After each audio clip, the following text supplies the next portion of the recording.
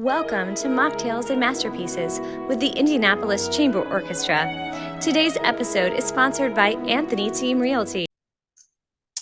Hello and welcome to this special episode of Mocktails and Masterpieces. I'm Dana Stone, the Executive Director of the Indianapolis Chamber Orchestra, and I'm here today with our guest soloist, Sirena Huang, who will be joining us later this month / February 1st for a very special collaboration with our longtime partners, the International Violin Competition. So Sirena, will you take a minute to kind of just give some information about yourself and connection to IVCI and just everything? Sure. Well, first of all, thank you so much for having me. I'm just so excited about returning in February. I guess Indianapolis it now feels like a second home to me. It's a very special place to me. Well, a little background about just my music life, I guess. I started when I was 4. My parents are not musicians. But my parents just thought that it would be nice for their kids to learn an instrument or something. My older sister is the first one in my family to play an instrument. She started out with piano, and I would just like attend some of her lessons. I was just following my mom all the time as a kid, and my mom noticed that I was strangely interested in the lessons, my sister's lessons. So she was like, "Oh, maybe you should learn something." And so they recommended that I start with violin because I was tiny and I had really small hands, and violins come in small sizes. So I started with the Suzuki method. So I was a Suzuki kid. And then I attended a Juilliard pre-college program when I was 9, and then I went on to go there for undergrad, and then I went to Yale for grad school. So that's kind of like the education, music education I had, and I studied with at pre-college and a little bit during undergrad, Stephen Clapp, who at the time was the dean of Juilliard. And then I shared studios with Sylvia Rosenberg, and then at the very end, at my last 2 years at Juilliard, I studied with Itzhak Perlman. And then at Yale, I studied with Mr. Hyo Kang. So I'm trying to kind of give a really brief summary of all the things that I learned or what I did education-wise. And I've really been performing ever since I was probably 9 years old. So it's like Incredible. a huge part of my life. I forget what it was like before I had, performance was a huge part of, something that I do and I love. Yeah. And going to the Indianapolis competition was a total dream. I mean, not even just how, the results of how it turned out, but just even attending it and participating in it was something that I've always dreamed of doing. Growing up, my family would listen to the Annapolis competition like it was the Olympics. Like every 4 years, we would just we would huddle around in like my dad's studio and we would like listen to the broadcast, and it was like really fun family bonding moments. But then yeah, to participate in it was very, very meaningful. And to have won it is just it still doesn't really sink in now, and I don't think it ever will. But I'm just so grateful for all the opportunities and the people that support me. That's incredible. So are you continuing to compete? What's life like for you as a performer right now? Um, I I am done with competitions, which is great. Um, yeah, I have learned a lot from competitions over the years, but now that I have won this one, I can happily say like I'm done with competing. Um, and my manager, Glenn Kwok, who is the director of the Indianapolis competition, he is absolutely incredible. He's keeping me very busy with concerts. And so that's just something that I'm focusing on now, is just performance full time. So that's sort of my dream, and I'm just so excited I get to live that now. It's really awesome. I know you shared before we came online that in addition to playing with ICO at the beginning of February, you're actually playing under Maestro Kramer's baton in Louisiana. So kind of nice that you'll have two different works to work with him. You'll have a pretty Yeah. good rapport by the time you're back Yeah. here in Indy. It's very Yeah, I'm looking exciting. forward to it for sure. Yeah, I hear so many amazing things about him. It's just going to be so fun to, like you're saying, work two completely very different works with him. It's just, yeah, it's going to be a treat. Yeah, that's going to be really, really neat for him and for you. So I'm going to ask kind of just a basic question. Do you have favorite violinists, past or present, that either inspire you or challenge you to kind of view your presentation a different way, performance? Just curious. Yeah, so I'm a huge fan of old violinists. And when I say old violinists, a lot of them are no longer alive.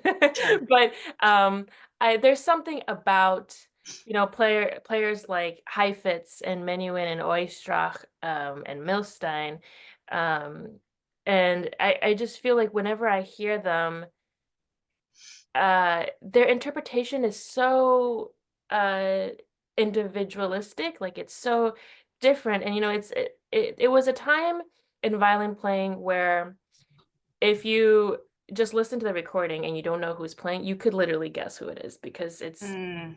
it's so distinct. Everyone's playing style is actually so yeah, it's just very, very easy to tell. And so just personally, I mean, that's, sometimes when let's say if I'm playing a piece that I've played 30 times and I'm lacking some inspiration, I do several things, of course. But one of the things I do is I will listen to the same piece, and when I hear, let's say, 7 different interpretations of the same phrase or the same movement or the same whatever, um, is very inspiring. It's not in the sense that, I want to do what they're doing, but Mhm. it opens up my mind in terms of like, oh, there's so many ways you can interpret and approach something. And so I always find the biggest, like the boldest ideas and opinions that speak to me by, when I listen to older violinists. Yeah, and especially their playing style is just, it really hits home for me. So interesting.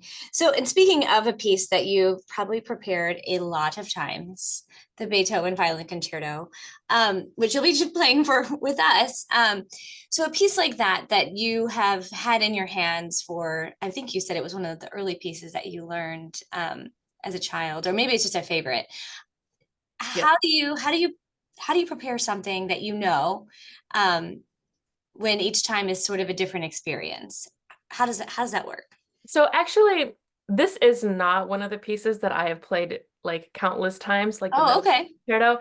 I learned it. Hmm, I learned it in college actually, Oh, okay. and I had only performed it in public with orchestra once. And that was, oh man, I want to say like 2018, so it was Okay. a couple years ago. So to me, this piece is there's of course there's a lot of pros and cons to a piece that is considerably fairly fresh and new to me. Um, Okay.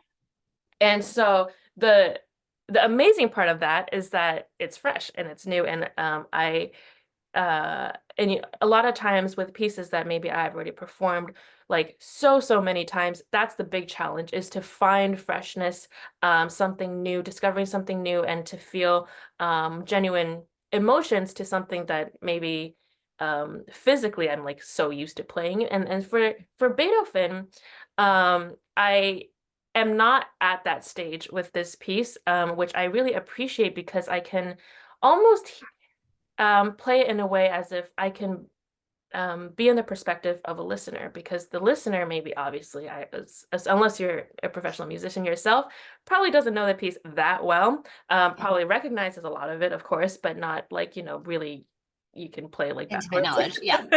um, and so when I'm playing it, I feel like I can still completely relate to that feeling.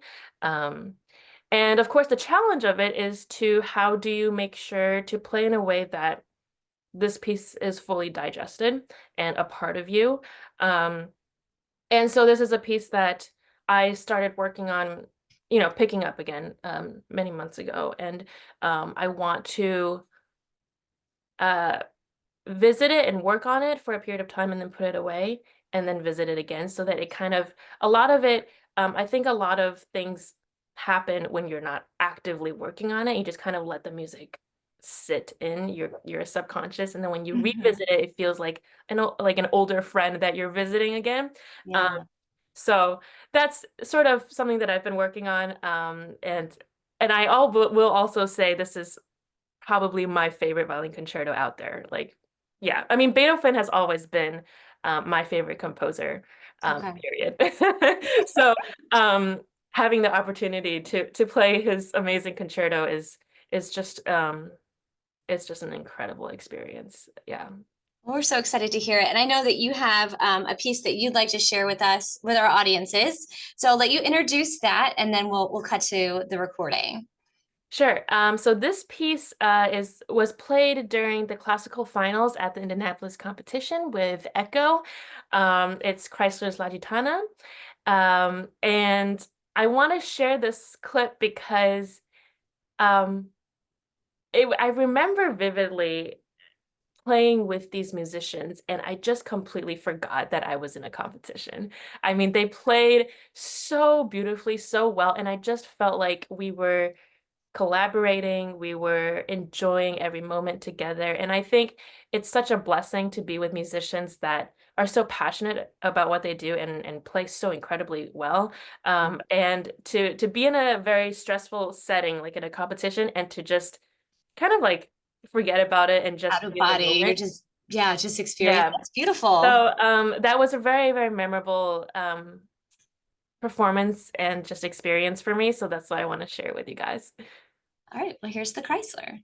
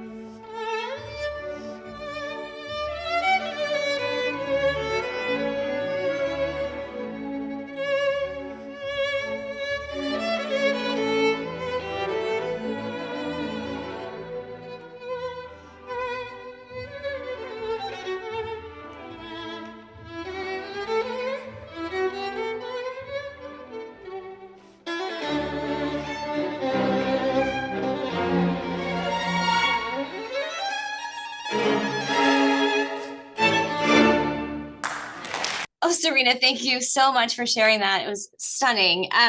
So I have to ask, besides classical music, are there any genres that you enjoy playing or listening to? Love to hear about that. When I'm not playing, I mean, okay, I mainly just play classical music, but I do enjoy listening to all sorts of genres. I wouldn't say one particularly, but it kind of depends on my mood. I have been really getting into listening to jazz for violinists. Oh. I love listening to musicians like Stuff Smith and Eddie South. I mean, I think the way they play and the way they improvise and their creativity is just off the charts. And that's really inspiring for me. But some other times I'll just, turn on the radio, pop station or whatever, and just kind of, it's kind of a way to to wind down and just, Mhm. listen to other types of music. That's so funny because many people listen to classical music to wind down. Yeah. It seems like the opposite of Yeah. a traditional person. That's Right. pretty cool. So in improvisation, is there much opportunity for you to improvise? Is that something you enjoy doing or just enjoy experiencing what others create? Um, I think, well, for as a classical musician, our level of improvisation is very different, and maybe one could say slightly more limited than, a jazz musician. But I have ventured into writing my own cadenzas sometimes. Like for example, in the classical finals at Indianapolis, the Mozart concerto, I had uh, worked on.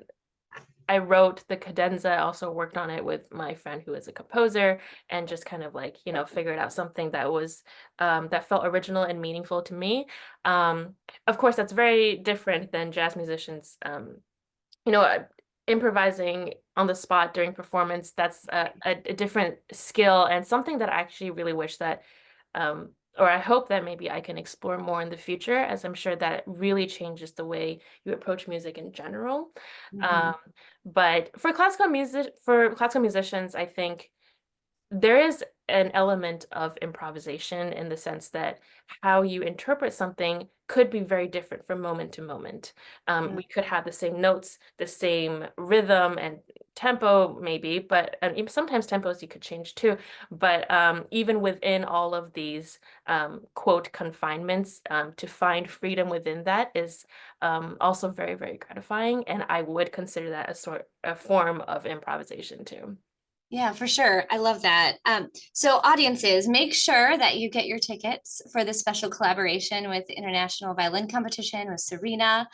We also have a world premiere with Jorge Muniz and Classical Music Indie. So lots of exciting partners coming together to make new music, traditional, very famous music, and it'll be a day of joy. I have to say, Sirena, when we named this concert, what you told me about the Beethoven violin concerto a year ago about how it was so joyful, I was like, oh, let's name this concert Joyful Solidarity. So Solidarity, the nod to the premiere piece with Jorge, and joyful because of the way that you approach the Beethoven. So I know that audiences will feel that joy in your performance, and we look forward to seeing you on February 1st at the Schrott Center for the Arts. Thank you so much.